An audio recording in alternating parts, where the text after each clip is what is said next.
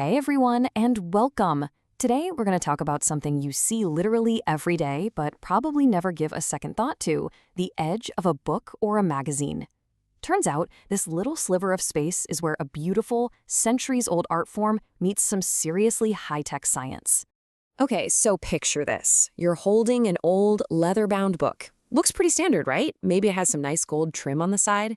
But what if I told you there's an entire painting hidden on it?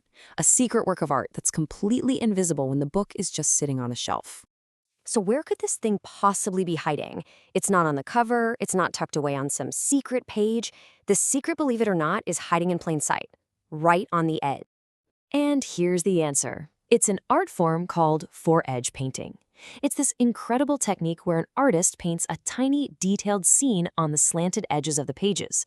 Then, when the book is closed, a thin layer of gold leaf, called gilding, is applied over the top, making the painting vanish completely. It's literally a hidden treasure. So how do you actually find it? Well, it's this simple, almost magical little process. You just hold the book, gently fan out the pages, and bam, a beautiful landscape or a portrait just appears out of nowhere, right where that solid gold edge used to be. The real magic here is that aha moment of discovery you get every single time. That hidden painting is amazing, for sure, but it's actually part of a much bigger story. People have been decorating the edges of books for centuries, and it's not just about making them look pretty.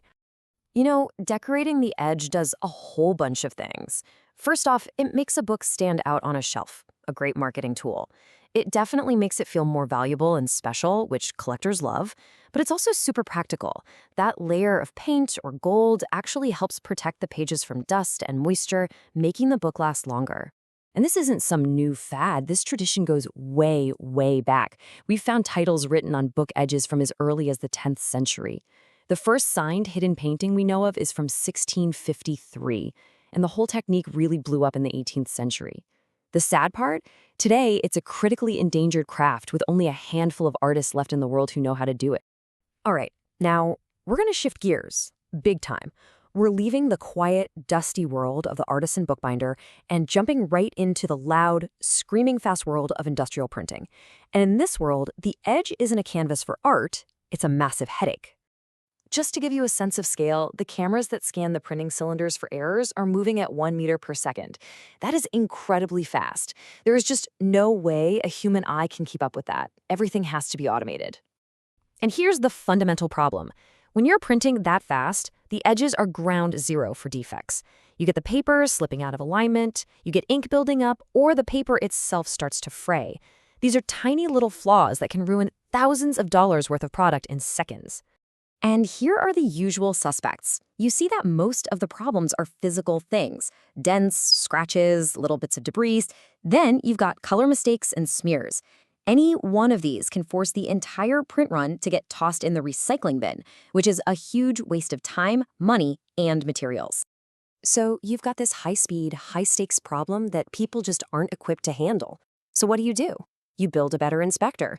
And in this case, that means an AI-powered inspector designed to do one thing: watch those edges like a hawk. I mean, quality control has come a long way, right? It used to be a person with a magnifying glass looking over the finished product. Then we got a little better, checking individual sheets. But the holy grail has always been this final stage: a fully automated AI that can spot a problem and make a decision instantly, no human needed. And when you put a human inspector up against an AI, well, it's not even a fair fight. People get tired, their eyes get strained, they're subjective. An AI? It works 24/7, never gets bored, and it's making objective, data-based decisions at the speed of the machine itself.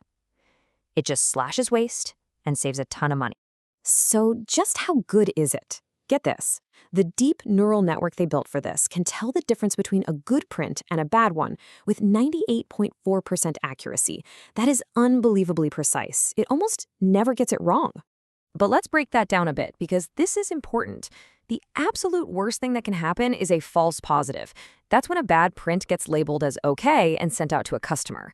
This system keeps that critical error rate under 1%.